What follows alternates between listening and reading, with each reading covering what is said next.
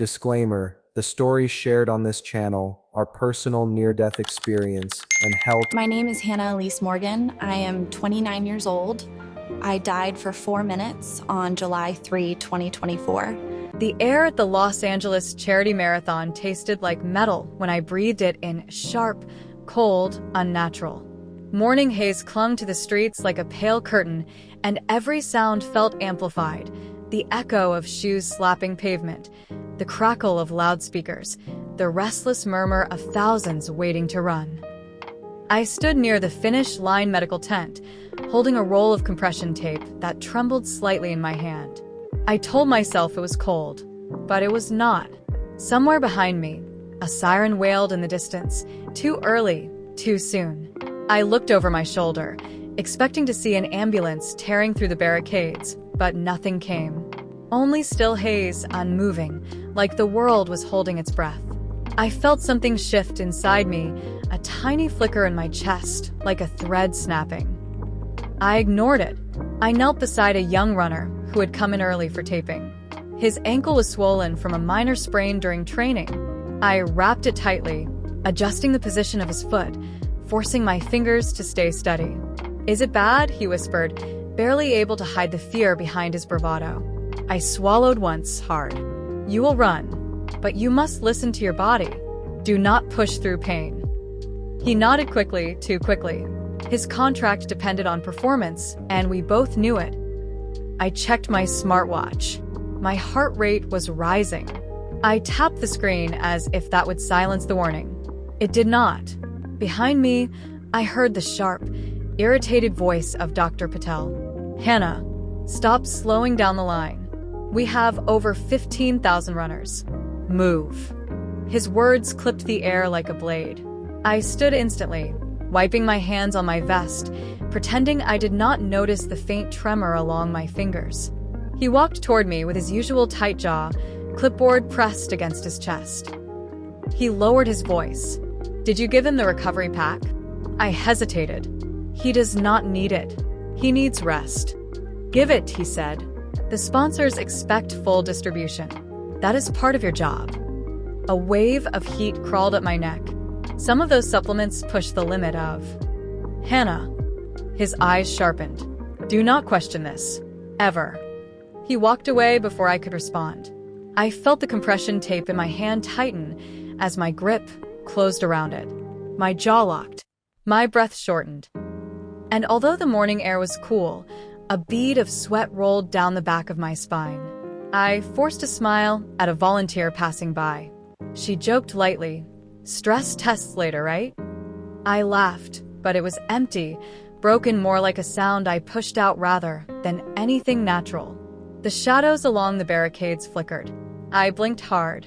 There was nothing there. Nothing visible. But I felt something watching me. Something waiting. I turned back to the medical tent and handed out the assigned recovery packs, small, harmless-looking packets with sponsor logos printed across them. My fingers hesitated each time I passed one over. I knew the ingredients. I knew the pressure behind the scenes. I knew the line between recovery and risk was paper-thin. Every athlete trusted me, and every time I handed out a pack, I felt a weight press a little harder on my chest. "Is this right?" I whispered under my breath. "God, am I losing myself?"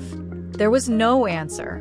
Only the chorus of runners stretching, the buzz of announcers preparing the countdown, and the strange, low ringing in my ears that grew louder every few minutes.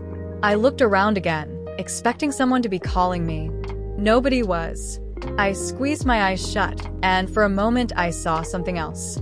Fire. Just a flash, orange and black, roaring somewhere far behind the haze. Then it vanished. I shook my head quickly. I am tired. I am imagining things. But deep inside, a voice I had ignored for years whispered, "You are not well, Hannah." I rubbed my sternum gently, trying to disperse the ache blooming beneath my ribs. I knew my family history. I knew the arrhythmia risk, but I kept pushing it aside. I could not afford weakness. Not in this career. Not in this field. Not when I was finally getting ahead. I pulled open my medical bag to hide the tremor in my hands. A roll of elastic tape slipped out and bounced across the concrete. When I reached for it, my hand missed the first time. Why can I not hold anything steady? I grabbed the tape again, this time with too much force. My knuckles whitened. God, something is wrong. I straightened when I felt Dr. Patel behind me again. Are you unfocused today? His voice had a quiet bite. No. I am fine. You look pale. I said I am fine. You should not let personal issues interfere with this event. My chest tightened sharply. What personal issues? He gave a small shrug, the kind that cuts deeper than any accusation. You are emotional. That is all. I froze. I wanted to snap back, to defend myself, but my throat felt closed shut. My breathing came faster, shallow, uneven. He walked away again, not waiting for my response. I pressed a hand against my upper abdomen. I could feel my heart jumping, not beating, jumping. A strange buzzing filled my ears. The ground seemed to tilt for half a second. I steadied myself on the edge of the table. I whispered, barely able to hear myself. I do not know if I am doing right. God, can you hear me? There was that flicker again. At the corner of my eye, a shape moving. I turned instantly, but nothing was there except the line of runners adjusting their earbuds and bouncing on their toes. I looked back toward the street. The haze had thickened into a heavier gray, curling low like breath from something unseen. My smartwatch vibrated violently against my wrist. Heart rate critical. Seek medical attention. I stared at the warning as if it belonged to someone else. The announcer's voice crackled through the speakers. Runners to the starting line. A collective swell of energy rose through the street. I took a step forward, but the ground felt soft, like sand shifting beneath my feet. My vision twitched. The color drained from the edges of my sight. I tried to inhale deeply. The air would not come. My chest tightened again, but this time sharper, lower, deeper. Like something inside me was twisting. I grabbed the metal railing beside me as my knees wobbled. Voices around me mixed into a low blur. The world softened, slowed, thickened like syrup. The haze dimmed. The crowd stretched and warped around the edges. My heart thudded once. Hard. Too hard. Everything inside me lurched as if a hand had reached into my chest and pulled. My breath slipped out in a broken gasp. My smartwatch flashed red like a siren. Heart failure warning. My fingers went numb. My legs folded beneath me. My vision darkened at the edges, curling inward like burning paper. And then, in one terrifying, silent instant, it felt like my entire chest was being pulled out of my body. My chest felt like it had been ripped open, yet I felt no pain, only a violent emptiness. Sound dissolved first. The roar of the crowd flattened into a single low hum, like a stadium swallowed by fog. My knees never hit the ground. Instead, I hovered inches above the pavement, suspended in a strange, weightless silence. I looked down and saw my body collapse, arms limp, head falling sideways. Dr. Patel shouted something, but his mouth moved without sound. Volunteers rushed toward me, their faces stretched with panic. I tried to speak. Nothing came out. I reached for my own shoulder, but my hand passed through me like smoke. My mind pulsed with one terrified question. Am I alive or dead? The world below drifted away as I floated upward, the marathon fading beneath me like a distant photograph. The air grew thinner, softer, and warmer. A warmth wrapped around me, glowing from everywhere and nowhere at once. The hum deepened into a long, soothing vibration that seemed to steady the chaos inside me. For the first time in years, my breathing felt free, even though I was no longer breathing. A soft golden light expanded ahead, growing brighter with each moment. It was not blinding. It was gentle, like stepping into a sunrise after a lifetime of fog. My fear loosened. My thoughts softened. I felt myself drifting toward it without effort, as if I was being carried by something unseen. Whispers moved through the light, not words, impressions. Peace. Rest. Belonging. I felt arms around me, not physical but real. I felt known. Fully. Completely. A memory from a youth group surfaced. The scripture my old pastor had read. Cast all your anxiety on him. The words floated through me like I had swallowed them whole. All the pressure I had lived under, performance, success, ethical compromise, fell away like sand slipping from my hands. For a moment, I did not want to return. Nothing in the world behind me felt equal to the piece ahead. But then a sudden tug jerked me backward, violent and unexpected. The light flickered. A thin crack appeared in the glow, stretching downward like a tear in the sky. Beneath that crack, something dark stirred. I felt the warmth turn cold. Shadows swept across the light. Whispers changed from comfort to warning. The golden glow thinned, as if shrinking away from something coming behind me. My heart, or whatever I had now, tightened. Something was wrong. A low, distant roar rose from below, the unmistakable sound of fire. Not like a campfire. Not like anything human. It roared with hunger, with depth, with ancient rage. My body twisted as if pulled by gravity from two directions at once. The light tugged upward. The darkness pulled down. My soul stretched between them. Then the golden glow above me dimmed like a dying bulb. In an instant, the light snapped shut. Darkness swallowed me whole. Heat surged upward like a furnace, door swinging open. The roar of flames spiraled around me, echoing through a vast, empty abyss. The air thickened with the smell of burning sulfur, and something I will never forget. The stench of bodies pushed beyond their limits, used, sacrificed for pride, fame, money, pleasure. I did not need explanation. I recognized the scent. It was the smell of every wrong decision I had ever justified. Shapes moved in the haze, twisted silhouettes reaching upward, hands clawing, faces contorted, eyes hollow and desperate. Their cries tore through the darkness, layered, endless, echoing with regrets so deep it made my soul tremble. A force dragged me downward, and the closer I got, the hotter the air became. My skin felt like it was peeling away, yet I had no skin. Only consciousness. Only feeling. Only fear. I heard my name in the darkness. Not shouted. Spoken. Calm. Precise. Hannah. The voice was neither male nor female, neither cruel nor gentle. It was clear. It was true. I stopped falling. Everything froze. And in that stillness, a curtain of fire parted, revealing something I was not prepared to face. Myself. Not my body. My choices. I saw a runner collapsing in a locker room, clutching his chest while I stood outside the door, trying to convince myself I had no responsibility because I only handed out what I was told. I saw athletes trusting my recommendations, unaware that I had chosen job security over honesty. I saw nights of anxiety where I took medication to stay awake longer, work harder, keep up, even though I knew I was damaging myself. And worst of all, I saw the moment I looked away from the truth. Again and again.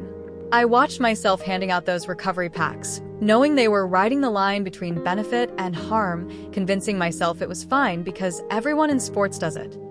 I saw my people-pleasing, my fear, my silence, my compromise, my pride in being needed. My offenses stood before me, undeniable, turning a blind eye to unethical practices, choosing reputation over integrity, ignoring my failing health while pretending to care about others. The darkness around me pulsed with heat, as if reacting to the truth becoming visible. Hannah, the voice said again, you were entrusted with bodies, but you forgot you were entrusted with souls. The fire surged. Flames twisted upward in towering spirals, drawing closer until I felt them lick the edges of my consciousness. Screams rose from the depths like a storm. These are the consequences of compromise. These are the futures you help create when truth is ignored. This is where misuse of the body leads. Scenes flashed rapidly. Athletes collapsing on fields. Children modeling harmful habits of their idols. Doctors choosing profit over people. Communities worshiping performance instead of stewardship. The heat seared deeper, not burning flesh, burning awareness. Then everything went still again. The voice seemed to come from everywhere at once. Tell them what you saw. Tell them performance without purpose destroys. Tell them the body is fearfully and wonderfully made, but it is not invincible. Tell them shortcuts lead here. A sharp sensation tore through me, like a hook catching my chest. Not pain, a command. Return. The flames recoiled as if shoved back by an unseen force. A rushing wind slammed upward through the darkness, lifting me faster and faster until the fire fell away beneath me like a collapsing world. The roar faded. The heat vanished. A blinding light exploded above me. I shot upward into it and slammed back into a body that felt like stone and ice at the same time. My lungs seized. My chest convulsed. I felt pressure on my sternum, hands pushing, voices shouting. A machine beeped in frantic, uneven patterns. The taste of metal filled my mouth. My back arched. My eyes flew open. I gasped so violently it felt like re-entering a burning building. The world snapped into existence. Paramedics around me, sweat on their brows, fear in their eyes. One was shouting for another dose of epinephrine. Another held defibrillator pads inches from my chest. The air rushed into me like a scream. I blinked, shaking, trembling, and deep in my soul, still echoing, still vibrating through every part of me, was the final word spoken before I returned. Warn them, the athletes, the professionals, the ones who clicked on this story, the ones chasing performance at the cost of their souls. I lay there, gasping, trembling, realizing that what I had seen was not just punishment, it was prevention. A message, a revelation, a warning, and I was expected to deliver it no matter the cost. "You are back," he said, voice trembling slightly. "Stay with us." I wanted to nod, but my neck felt like iron. My chest rose in sharp, uneven bursts, each breath scraping the inside of my ribs. I heard the frantic beeping of the monitor beside me, each tone pulling me out of the fading echo of fire that still burned in my mind. I blinked, and for a moment I saw flames curling around the edges of the medical tent, but when I blinked again, they were gone. Only fluorescent lights remained, cold and unforgiving. They loaded me onto the gurney and rushed me toward the ambulance. My fingers twitched as sensation returned, small, painful sparks shooting through my arms. I felt every bone, every breath, every inch of my body like it had been rebuilt from scratch. The world seemed too loud, too bright, too sharp, as if life was something I had been thrown back into rather than gently given. Inside the ambulance, the paramedic named Ellis checked my vitals. His gloves brushed my wrist, and I flinched, half expecting flames to leap from my skin. He looked at me with concern. "You scared us. 4 minutes, without a pulse. But you came back fast. Faster than expected. 4 minutes." The number felt heavier than the oxygen mask pressed against my face. I tried to speak, but my throat closed up. My voice came out as a whisper. I was somewhere. He paused. Many people say that. I wanted to tell him everything. The light, the pull, the fire, the voices, the warning. But my words collapsed inside my chest, tangled in the shock that still rattled through me. The ride to the hospital blurred into flashing streetlights and muffled voices. Every now and then, the rhythmic thump of the road seemed to sync with the memory of my heart stopping. I closed my eyes, and immediately the darkness of that place rose behind my eyelids, flames, shadows, faces twisted by regret. My breath stuttered, and I forced my eyes open again. When the ambulance doors swung open, the night air of Los Angeles washed over me. Warm, humid, heavy with city life. The nurses rushed me inside. I watched the ceiling lights pass overhead in bright, rhythmic flashes, each one pulling me further from the marathon and deeper into the weight of what I had seen. Hours passed. Tests, needles, machines. A blur of medical chatter that barely reached me. The arrhythmia that I had ignored for years had finally demanded its payment.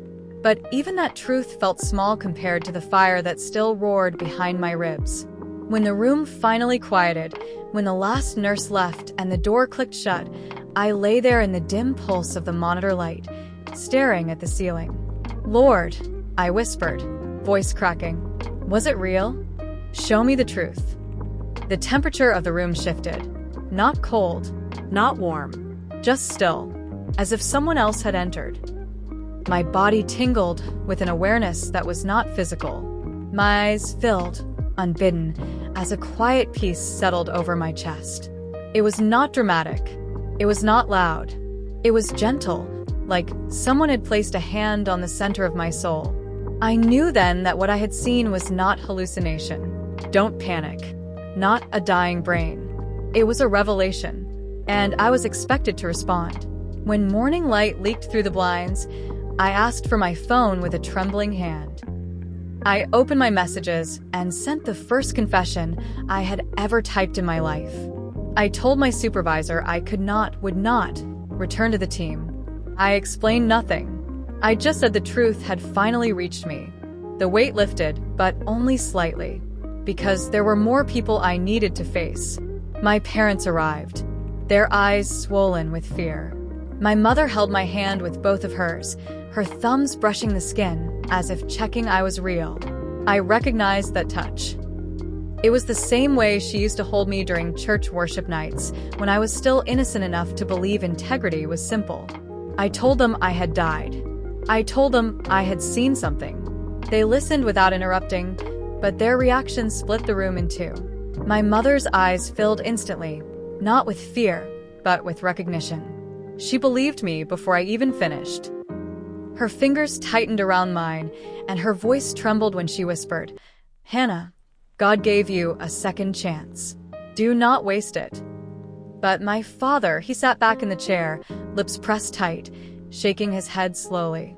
He kept insisting it was medical trauma, electrical misfires, oxygen loss, anything except what I described. He wanted more tests, more scans, more proof that my mind had not been damaged. He refused to accept that I had crossed over into something beyond explanation. To this day, he still does not believe it. He trusts science, monitors, and measurable numbers, but not the fire I saw, not the warning I was given. And yet, every time I look at him, every time I tell this story, I hold on to hope. I hope that one day he will believe in life beyond this one, in near-death experiences, in the unseen realm that God allowed me to witness. I hope that he will trust God's word the way my mother already does. Days passed, and every day, the images returned. Not like memories, but like warnings. I saw flames behind ordinary moments. I saw faces of athletes I had treated. I saw crossroads inside every conversation. It became impossible to stay quiet. I shared my experience first with my church pastor when he visited the hospital. His hands folded gently on the chair beside me, eyes steady. He listened without judgment. When I finished, he said only one thing: "This testimony will pull people back from the edge." I believed him. So I told my story again. To a small youth group, then to an online prayer community, then to a group of young athletes I once mentored. And each time I shared it, something strange happened. Someone in the room began to cry. Someone else confessed they had been taking shortcuts. Someone admitted they felt too much pressure and were about to harm themselves. Someone whispered that they had turned away from faith because they felt unseen. My testimony became a mirror, forcing others to see what they had been avoiding. But even then, I could not shake the memory of the voice that commanded me. Warn them. The words haunted me. They rose in my dreams. They whispered when I closed my eyes. They echoed through quiet hallways and crowded rooms. And every time I spoke with someone who pushed their body beyond its limits, every time I saw an athlete post about performance and fame, every time I watched someone hide their pain behind a smile, the fire stirred inside me, urging me to speak. And that is why you are hearing this now. Because if you clicked this story, there is a reason. Maybe you have been carrying pressure no one sees. Maybe you have been relying on shortcuts or pills or habits that promise strength but steal life. Maybe you have been placing your worth in performance instead of purpose. Maybe you have been ignoring the warning signs in your own soul the same way I ignored mine. I want you to pause for a moment and listen closely. I came back to tell you that life is fragile. The body is sacred. Truth is non-negotiable. And shortcuts lead to places you do not want to see. So let me speak to your heart now. There are 3 reflections I want you to hold. First, think about the people who may be carrying silent battles. Someone you know is drowning in pressure right now. Share this with them. It might pull them back from a dangerous path. Second, tell me where you are watching from, city and country. I want to pray over your home, your family, and your journey tonight. Third, if you have not stayed connected, do it. There are more people who need to hear this warning, and we cannot reach them without you. As I close, I will pray. Father, thank you for pulling me out of darkness. Thank you for revealing the truth in places where I never expected to find it. For the one listening right now, protect their heart, their body, their purpose. Break every chain of pressure, compromise, and secret struggle. Surround them with peace that cannot be explained. Guide them back into the light. I paused, breathing slowly, the memory of fire still lurking at the edges of my mind. And yet, I whispered, sometimes, I still feel the heat, as if it never truly left me.